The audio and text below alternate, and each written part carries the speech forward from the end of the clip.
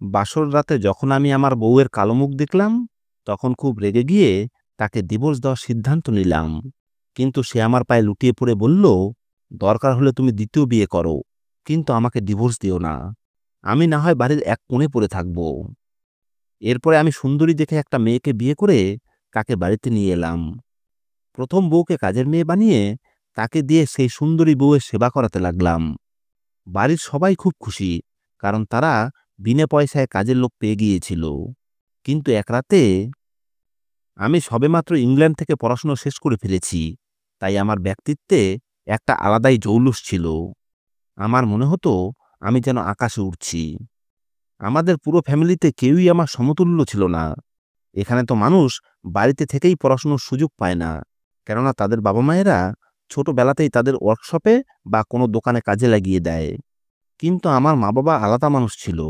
তারা অনেক কষ্টে আমাকে ইংল্যান্ডে পড়তে পাঠিয়েছিল। আমি নিজেও যোগ্য ছিলাম, তাই স্কলারশিপও পেয়েছিলাম। 4 বছর পড়াশোনার পরে দেশে ফিরে আসি, কিন্তু এই 4 বছরে আমি সম্পূর্ণরূপে বদলে গিয়েছি। আমার ফিরে আসার খুশিতে মা আমাদের এলাকার সকলকে নিমন্ত্রণ করেন। গ্রামের কাকিমা জেঠিমারা আমাকে আশীর্বাদ করছিল, আর আমি এটাও বুঝতে পারছিলাম যে গ্রামের মহিলারা লুকিয়ে লুকিয়ে আমাকে দেখছিল আর একে অপরকে ইশারা করছিল। সকলেরই ইচ্ছা ছিল আমি যেন তাদের বাড়ির জামাই হই। এই ভাবনাই আমাকে কিছুটা অহংকারী করে তুলেছিল। আর অহংকারী হব নাই বা কেন? আমি শিক্ষিত, হ্যান্ডসাম, আর দেশে ফিরেই একটা দুর্দান্ত চাকরি পেয়ে গিয়েছিলাম। এখন তো আমার মনে হচ্ছিল যেন বাড়িতে ধন সম্পদের বন্যা এসে গেছে।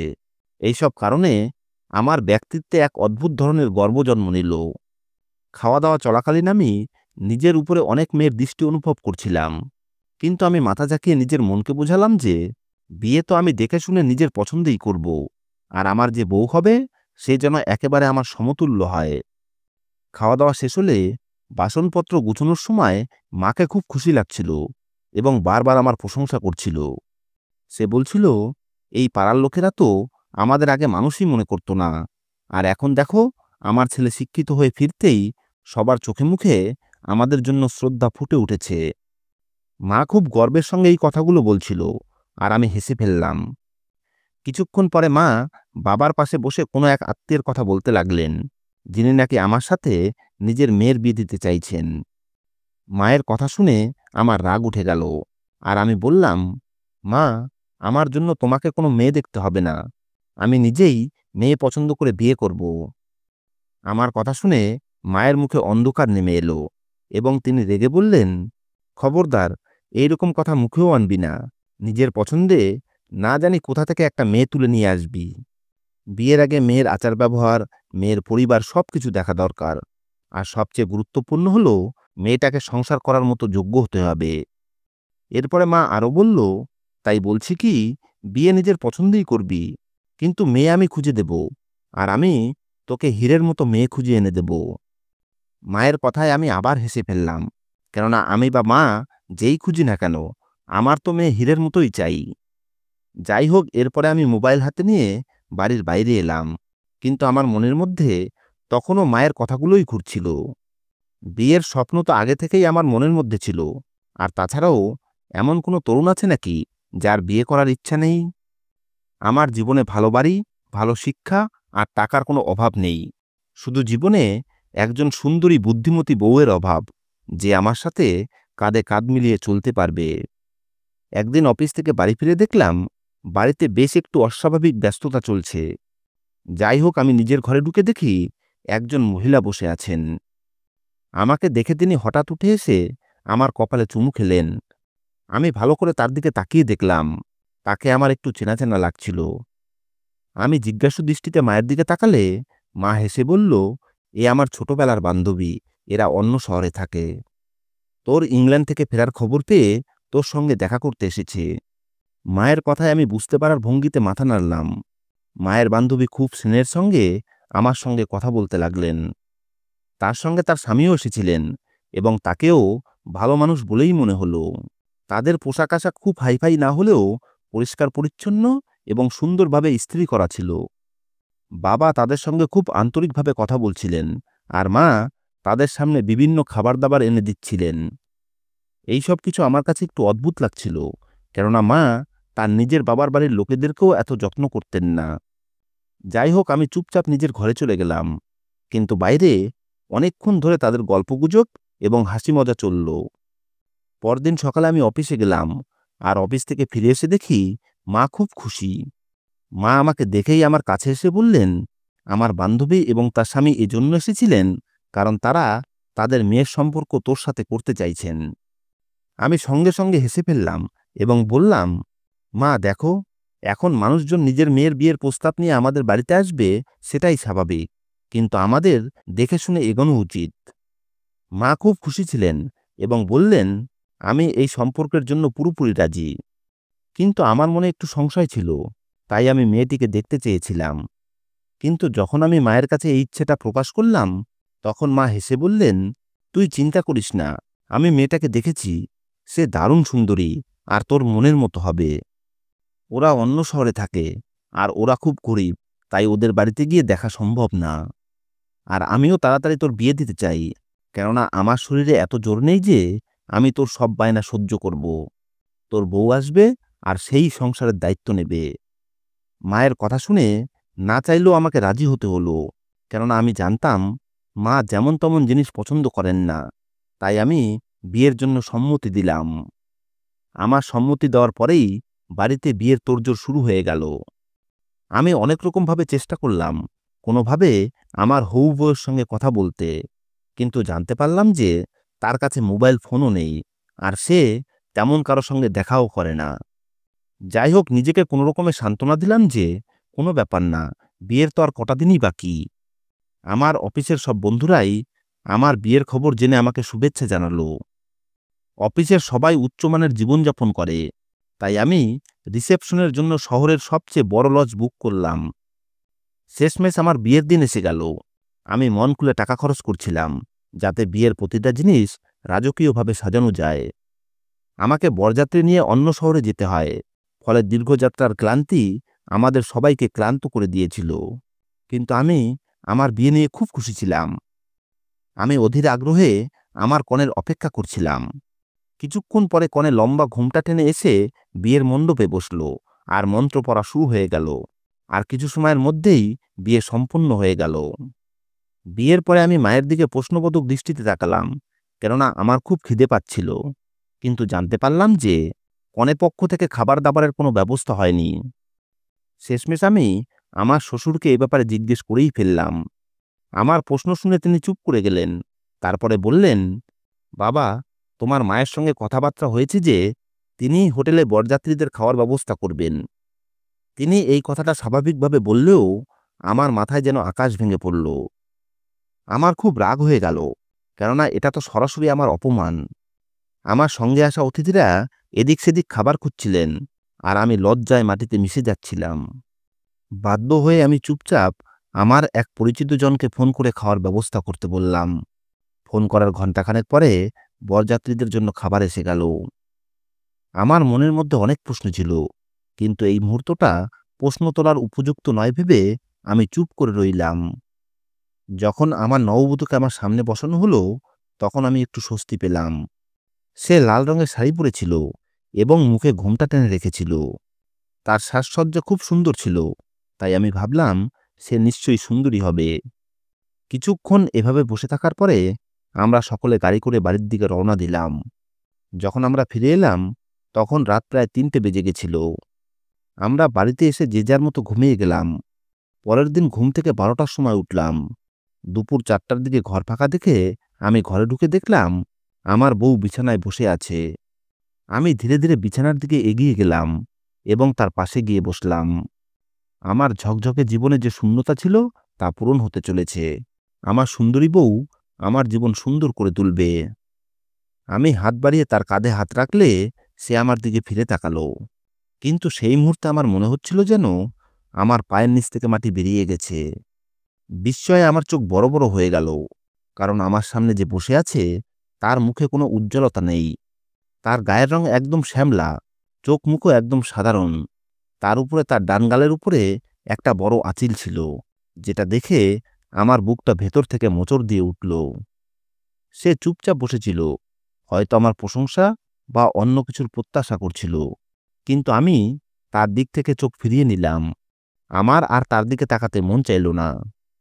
দুঃখ আর রাগে আমার মাথার রগ টনটন করতে লাগলো। এটা কি করলেন মা আমার সাথে? তিনি তো বলেছিলেন তুমি খুবই সুন্দরী, কিন্তু তোমার চেহারা দেখে তো সেরকম কিছুই মনে হচ্ছে না। তুমি আমার আশা অনুযায়ী একদমই নও। আর এটা আমার জীবনের সবচেয়ে বড় ভুল হয়েছে যে আমি না দেখে তোমাকে বিয়ে করে নিয়েছি। আমার এই তিক্ত কথাগুলো শুনে সে হতবাক হয়ে আমার মুখের দিকে তাকিয়ে রইল। আমার এই কথাগুলো তার চোখে জল এনে দিল। কিন্তু আমি ঘৃণায় মুখ ফিরিয়ে নিলাম আর বললাম, আমি তো সবসময় বউ হিসাবে ফর্সা মেয়ে বিয়ে করতে চাইতাম, কিন্তু তোমার গায়ের রং যে এতটা শ্যামলা হবে সেটা আমি স্বপ্নেও ভাবিনি। এ কথা বলেই আমি বিছানা থেকে নেমে পড়লাম আর বলে ফেললাম যে আমি তোমাকে ডিভোর্স দিয়ে দেব। আমি তোমাকে নিজের বউ হিসাবে কোনো মতেই মেনে নিতে পারবো না। কাল রিসেপশনে সবাই তোমাকে দেখে আমার উপহাস করবে। আমার এই কথাগুলো তার মুখে আতঙ্ক এনে দিল। এরপরে সে হঠাৎ বিছানা থেকে নেমে এলো এবং আমার পা ধরে নিল। এরপরে সে বলল, না অমিত, ভগবানের জন্য আমাকে ডিভোর্স দিও না। আমার বাবা মা খুব গরিব। এই খবর তারা শুনলে জীবিত থেকেও মরে যাবে। আমি কুৎসিত, কিন্তু এতে তাদের কোনো দোষ নেই। আমি তোমার সব কথা মেনে নেব, শুধু আমাকে ডিভোর্স দিও না। সে হাউমাউ করে কাঁদছিল, কিন্তু তার সোনার গহনাযুক্ত শ্যামলা হাত আমার ফর্সা পায়ের পাশে দেখতে খুব অদ্ভুত লাগছিল। তাই আমি পেছনে সরে গেলাম এবং আমার মন চাইছিল আমি ঘরের সবকিছু ভেঙে ফেলি। সে কাঁদতেই থাকলো। এরপরে হঠাৎ সে উঠে দাঁড়ালো এবং বলল, যদি আমার চেহারা তোমার পছন্দ না হয় তাহলে তুমি আরেকটা বিয়ে করে নিও। আমি তোমাকে কখনো আটকাবো না। আমি এই বাড়ির এক কোণে পড়ে থাকব আর তোমাদের সেবা করব। তোমার এখান থেকে আমি ডিভোর্স নিয়ে গেলে আমার বাবা মা মরেই যাবে। তার এই কথা শুনে আমার মনে ঘৃণার আরেকটা ঢেউ উঠল। আমি তার সঙ্গে কোনো সম্পর্ক মেনে নিতে পারছিলাম না, কিন্তু এই সময় আমার কিছু করারও ছিল না। তাই অনেকক্ষণ ঘরের মধ্যে হাঁটার পরে শেষমেশ দরজা খুলে বাইরে বেরিয়ে এলাম। মা বাইরে সোফায় বসেছিল। আমাকে দেখে তার মুখে একটা অদ্ভুত হাসি ফুটে উঠল। আমি রাগে গজগজ করতে করতে বাড়ি থেকে বেরিয়ে গেলাম। অনেকক্ষণ রাস্তায় রাস্তায় ঘুরে বেড়ালাম। অবশেষে আমি মনে মনে সিদ্ধান্ত নিলাম যে আমি নিজের পছন্দ মতো একটা সুন্দরী মেয়েকে বিয়ে করব। পরদিন রিসেপশন ছিল, তাই আমি তাকে বলে দিলাম যে সে যেন তার মুখ থেকে ঘোমটা না তোলে। সে আমার কথা চুপচাপ মেনে নিল। পুরো অনুষ্ঠান জুড়ে লোকজন আলোচনা করছিল যে রিসেপশনে তো কনে মুখ ঢেকে রাখে না, কিন্তু মা সবাইকে বুঝিয়ে চুপ করিয়ে দিচ্ছিলেন। বিয়ের কয়েকদিন পর থেকে যখন নিমন্ত্রণ আসা শুরু হলো, তখন আমি নানা বাহানা করে এড়িয়ে যেতাম। বিয়ের পরের দিন থেকেই আমি কাজে যাওয়া শুরু করেছিলাম। আমার সবচেয়ে ভালো বন্ধু সমীর কিছুটা আঁচ করতে পেরেছিল যে আমি কিছু একটা টেনশনে আছি। একদিন সে আমাকে সন্ধ্যায় তার বাড়িতে খাওয়ার নিমন্ত্রণ করল। আমি তাকে না করেছিলাম, কিন্তু সে জোর করে আমাকে রাজি করিয়ে নিল। সে বলল, এবার বৌদিকে নিয়ে আমার বাড়িতে আসতেই হবে। অনিচ্ছা সত্ত্বেও আমি যখন আমার বউকে নিয়ে সন্ধ্যায় তার বাড়িতে গেলাম, তখন আমার বন্ধু আমাকে এমন সাধারণ চেহারার মেয়ের সঙ্গে আসতে দেখে বুঝে গেল যে আমি সবসময় কেন এত বিমর্ষ থাকি। কিছুক্ষণ পরে সমীর বলল, চল খাওয়ার টেবিলে খেতে বসি। আমরা খাবার টেবিলে খেতে বসলে সমীরের ছোট বোন টেবিলে খাবার সাজাচ্ছিল।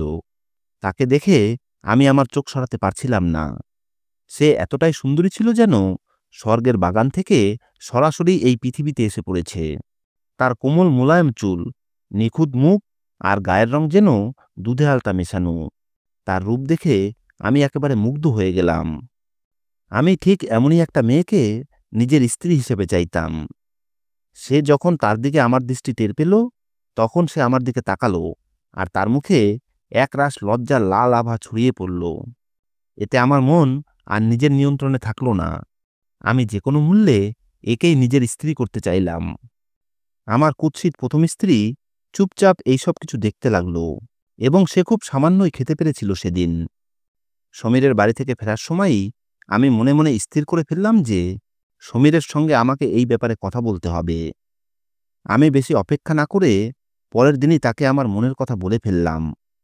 আমার কথা শুনে সে চমকে উঠে বলল, কিন্তু অমিত, দুদিন আগেই না তোর বিয়ে হয়েছে? আমি বললাম, আমি এমন কুৎসিত বউয়ের সাথে থাকতে চাই না। তাকে তো আমার মা পছন্দ করেছিল। আমি নিজের পছন্দে তোর বোনকে বিয়ে করতে চাই। আমি তোর বোনকে দুনিয়ার সমস্ত সুখ দেব। আমার দারুণ স্ট্যাটাস, দুর্দান্ত চাকরি আর টাকার অভাব নাই দেখে শেষমেশ সমীর আমার কথায় রাজি হয়ে গেল। আমি খুব খুশি ছিলাম এবং এই খবরটা বাড়ি গিয়ে সবার আগে মাকে বললাম। আমার কথা শুনে মায়ের মুখে একটুও আশ্চর্যতা ফুটে উঠল না, যেন সবকিছু তিনি আগে থেকেই জানতেন। 1 সপ্তাহ পরেই প্রাচীকে বিয়ে করে তাকে বাড়িতে নিয়ে এলাম। তার সৌন্দর্য আর রূপ দেখে আমার প্রথম স্ত্রী কিছুক্ষণ হতভম্ব হয়ে চুপচাপ দাঁড়িয়ে থাকল। আমি আলমারি থেকে তার সব কাপড় বের করে সোফায় রেখে দিয়ে বললাম, এই ঘরে এখন থেকে প্রাচী থাকবে। তুমি মায়ের ঘরে বা স্টোর রুমে গিয়ে থাকো। আমি ঘৃণা ভরা গলায় বললে সে চুপচাপ রইল। হ্যাঁ, তার চোখে জল চকচক করছিল, কিন্তু সে চুপচাপ বেরিয়ে গিয়ে স্টোর রুমকে নিজের আশ্রয় বানিয়ে নিল। এখন মা সকাল থেকে গভীর রাত পর্যন্ত তাকে দিয়ে কাজ করাতেন। তিনি যেন বিনা পারিশ্রমিকে কাজের মেয়ে পেয়ে গেছেন। তুচ্ছ কারণেও তাকে বকতেন, অপমান করতেন। এসব দেখে আমার অবাক লাগত, কেননা আমার নরম স্বভাবের মায়ের এমন রূপ আমি আগে কখনো দেখিনি। যেহেতু আমার প্রথম স্ত্রী রীতার প্রতি আমার কোনো ইন্টারেস্ট ছিল না, তাই মা তার সঙ্গে কী আচরণ করছেন তাতে আমার কিছুই আসে যায় না। আমি তো আমার নতুন জীবনে মগ্ন ছিলাম। প্রাচী খুবই ফ্যাশন সচেতন মেয়ে। সে নতুন নতুন স্টাইলের ড্রেস পরত আর সব সময় সেজেগুজে থাকত। আর তার এই রূপ দেখে আমি খুব খুশি থাকতাম। বাড়ির সব কাজ রীতাই করত, তাই প্রাচীর কোনো কাজ করার দরকারই পড়ত না। বিয়ের কিছুদিন পরেই আমি প্রাচীকে নিয়ে হানিমুনে গেলাম। ইউরোপের দীর্ঘ ট্যুর শেষ করে যখন বাড়ি ফিরলাম, তখন জানতে পারলাম প্রাচী প্রেগনেন্ট। এই খবরটা শুনে আমি খুবই খুশি ছিলাম, কারণ আমার জীবন যেন পূর্ণতা পেতে চলেছে। তবে একটা জিনিস আমাকে বারবার খোঁচা দিচ্ছিল যে বাড়ির মধ্যে নীরবে ঘুরতে থাকা রীতা আমাকে কখনোই কিছু বলতো না। সে যেন আমার চোখে এখন একটা ছায়ার মতো হয়ে উঠেছিল। অনেকবার মা তাকে মারধর করতেন, কিন্তু সে নিঃশব্দে সবকিছু সহ্য করত। একদিন দুধ পড়ে যাওয়ার কারণে মা তাকে লাঠি দিয়ে এত মারলেন যে সে হাউমাউ করে কেঁদে ফেলল, কিন্তু তবুও তার মুখ থেকে মায়ের বিরুদ্ধে একটা কথাও বের হলো না। সেই দিনের পর থেকেই তাকে নিয়ে আমার বুকের ভেতর একটা অদ্ভুত অস্বস্তি জমে উঠতে লাগলো। যখন আমি অফিসে থাকতাম, তখন আমার মনে হতো যেন রীতার অভিযোগে ভরা চোখ সর্বত্র আমাকে অনুসরণ করছে। একদিন আমি অফিস থেকে তাড়াতাড়ি করে ছুটি নিয়ে বাড়ি ফিরে এলাম, কিন্তু বাড়িতে এসে আমি যা দেখলাম তা দেখে কান্নায় আমার বুক ফেটে যাচ্ছিল। আমি বাড়িতে এসে দেখলাম আমার সন্তান অঝরে কেঁদে যাচ্ছে আর প্রাচী অচেতন হয়ে ঘুমাচ্ছে। আমি তাকে নাড়িয়ে বললাম, বাচ্চাটা কখন থেকে কাঁদছে, সেদিকে তোমার খেয়াল আছে? কিন্তু সে আমার কথা শুনে পাশ ফিরে আবার ঘুমিয়ে পড়ল। এসব দেখে আমার বুক থেকে একটা দীর্ঘশ্বাস বেরিয়ে এলো। সুন্দরী তো সে ছিল, কিন্তু তার মধ্যে দায়িত্ববোধ বলতে কিছুই ছিল না। রাতভর বাচ্চা কাঁদতে থাকত আর আমি তাকে সামলাতে থাকতাম। যাই হোক, আমি বাচ্চাকে দুধ খাইয়ে ঘর থেকে বেরিয়ে আমাদের স্টোর রুমের দিকে গেলাম। সেখানে গিয়ে দেখলাম দরজা খোলা। সামনেই মাটিতে বসে রীতা হাউমাউ করে কাঁদছে, আর মা তার সামনে দাঁড়িয়ে বলছিলেন, তোর মা আমার সঙ্গে যা করেছে তার বদলা আমি কেমন করে নিচ্ছি দেখ। তোর মুখ দেখেই আমি বুঝে গেছিলাম যে আমার ছেলে কোনোদিনই তোকে ভালোবাসবে না। এই কারণেই আমি ইচ্ছা করে তোর বিয়ে ওর সঙ্গে দিয়েছি। এখন দেখ, তুই এই বাড়িতে একেবারে আবর্জনার মতো পড়ে থাকিস। আর তোর এই অবস্থা দেখে তোর মায়ের বুকে যে কষ্ট হয় তা দেখেই আমি শান্তি পাই। আর তুই কি এই মালা জপে সতী সাবিত্রী সাজতে চাইছিস? যা, তাড়াতাড়ি গিয়ে আমার জন্য দুধ গরম করে আন। এই কথা বলেই মা তাকে এক লাথি মারলেন। রীতা চুপচাপ উঠে দাঁড়ালো। তাকে এভাবে মার খেতে দেখে আমার মাথার উপর যেন আকাশ ভেঙে পড়ল, কেননা মা আমাকে ব্যবহার করেছেন তার পুরনো শত্রুতার প্রতিশোধ নেওয়ার জন্য। আমি জানতাম না মায়ের বান্ধবী তার সাথে কি করেছিল, কিন্তু আমি এটা জানতাম যে এসবে রীতার কোনো দোষই নেই। সে নীরবে আমার পাশ দিয়ে চলে যাচ্ছিল। যাওয়ার সময় তার চোখের এক পলক আমার উপরে পড়তেই আমি ভেতর থেকে কেঁপে উঠলাম। আমি ভাবতে লাগলাম, যদি সে বসে বসে ভগবানের কাছে এসব নিয়ে আমার নামে অভিযোগ করে থাকে, তাহলে জানি না আমার পরিণতি কি হবে। আমার সহকর্মীদের পরিবর্তিত মুখ আমার মনে পড়তে লাগলো। তারা বারবার আমার নামে বসের কাছে নালিশ পৌঁছে দিচ্ছিল। আমার বাচ্চা যেন সারাদিন এক অনাথ বাচ্চার মতো পড়ে থাকত, আর প্রাচী তার রূপ আর সাজগোজ নিয়েই মগ্ন থাকত। রীতা আমার পাশ দিয়ে চলে যাচ্ছিল, কিন্তু আমি তার হাত ধরে ফেললাম এবং মাকে বললাম, মা, আপনি আমার স্ত্রীর সঙ্গে এই রকম ব্যবহার আর করতে পারবেন না। আজ রাতে যা কিছু আমি শুনেছি, তারপরে আর আমি এই পাপ নিজের কাঁধে নিতে পারি না। আজ থেকে রীতাকে আমি আমার স্ত্রীর সম্মান দেব, এবং সে আর স্টোররুমে নয়, বরং অন্য ঘরে থাকবে। আমার দুই স্ত্রীর প্রতি ন্যায় করা আমার দায়িত্ব, তাই আজ থেকে আপনি ওকে আর কিছু বলবেন না। আমি হাত উঁচু করে মন থেকে এই কথা বললে মায়ের মুখ যেন রক্তশূন্য হয়ে গেল। এখন আমার মনে হচ্ছিল যেন এক অদ্ভুত শান্তি আমার হৃদয়ে নেমে এসেছে। রীতার কান্না ভেজা চোখে আজ এক অপূর্ব আনন্দের ঝিলিক ছিল, আর তার মুখে একটা হালকা হাসি ফুটে উঠল। সে হয়তো অপূর্ব রূপসী ছিল না, কিন্তু একেবারে কুৎসিত ছিল না। আমি আস্তে করে তার হাত ধরলাম এবং তাকে অন্য একটা ঘরের দিকে নিয়ে গেলাম। ভোর হতেই আমি সবার সামনে ঘোষণা করলাম যে আমি আমার দুই স্ত্রীকেই সমান অধিকার দেব।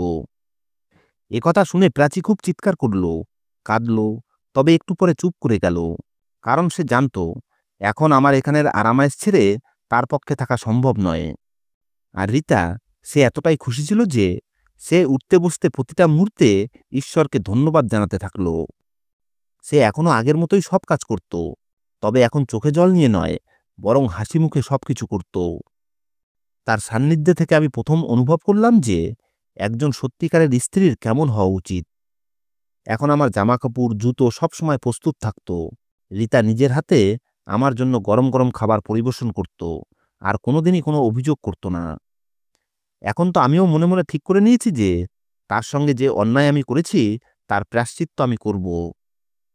বন্ধুরা, এই ঘটনা থেকে আমি এটা বুঝতে পেরেছি যে সত্যিকারের সুখ শুধুমাত্র রূপ বা বাহ্যিক সৌন্দর্যে নয়, বরং ভালোবাসা, ত্যাগ ও সেবার মধ্যেই লুকিয়ে থাকে। রীতার মতো স্ত্রী পেয়ে আমার মতো মানুষও বুঝতে পারল যে মানুষের আসল সৌন্দর্য বাইরের নয়, বরং ভেতরের, যা ত্যাগ, সেবা এবং হাসির মধ্যে লুকিয়ে থাকে। বন্ধুরা, আজকের গল্পটি তোমাদের কেমন লেগেছে কমেন্ট করে অবশ্যই জানাবে। ধন্যবাদ।